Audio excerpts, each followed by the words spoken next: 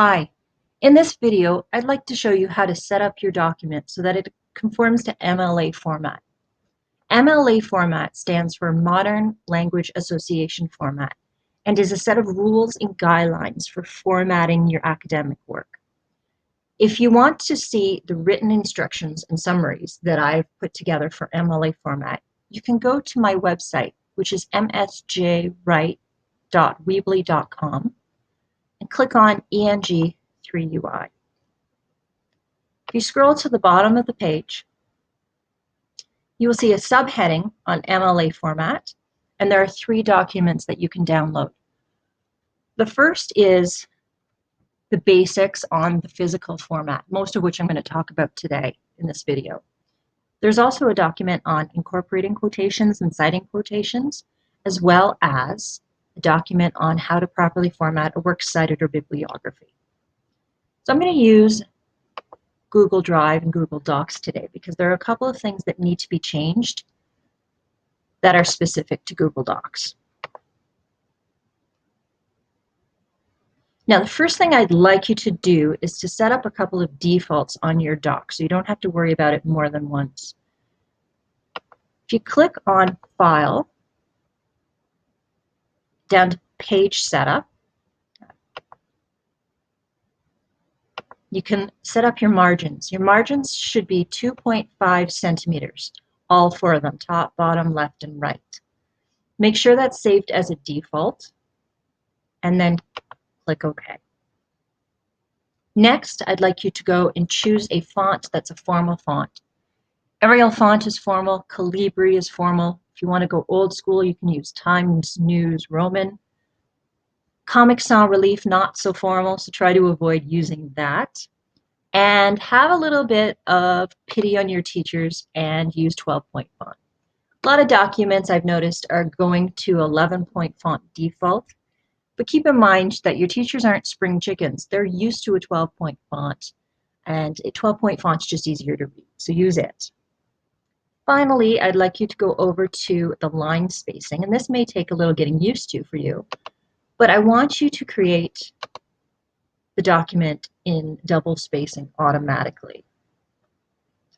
That way you don't have to worry about going back and making sure the spacing's okay. If you've set it up right now, the spacing's going to be okay. It's one less thing to worry about. All right. Title your document. You can find it again.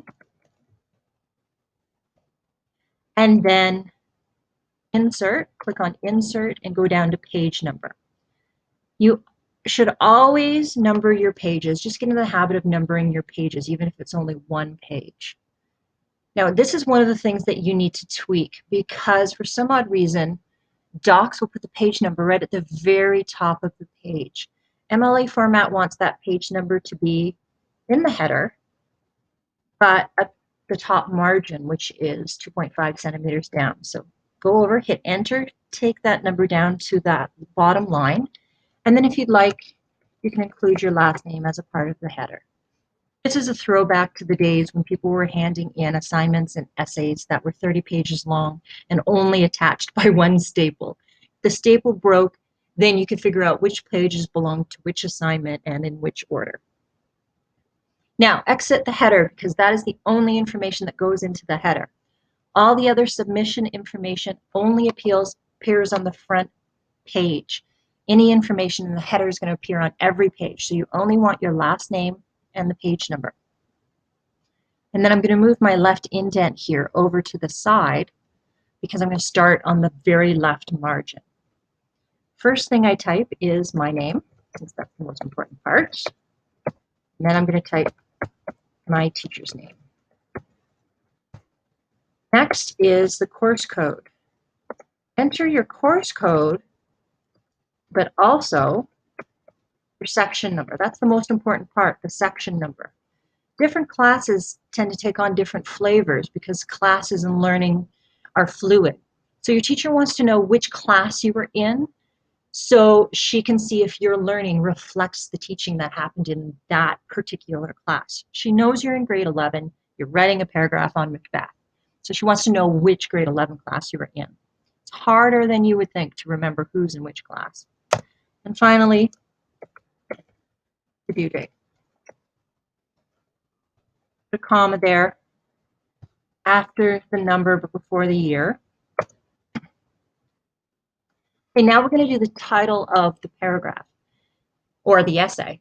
Some teachers require a creative title. I don't care myself. Just make sure you know what your teacher wants. In this case, we're going to put Macbeth Act 1 paragraph as the title, and you're going to center it. Now notice that it's still 12-point font. Don't bold it, don't underline it.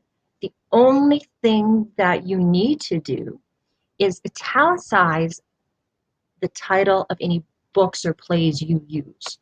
So every time you talk about the play Macbeth, italicize it, including here in the title.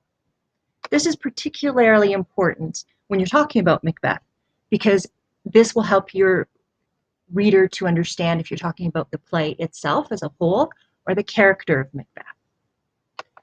Okay, once you've done that, hit enter, go back to the left-hand margin, and then begin your new paragraph by tabbing in. This is usually half an inch or 1.25 centimeters, and begin typing your topic sentence.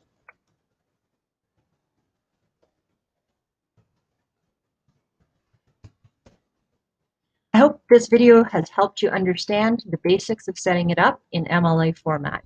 Feel free to ask me any questions if you have any. Thanks for listening.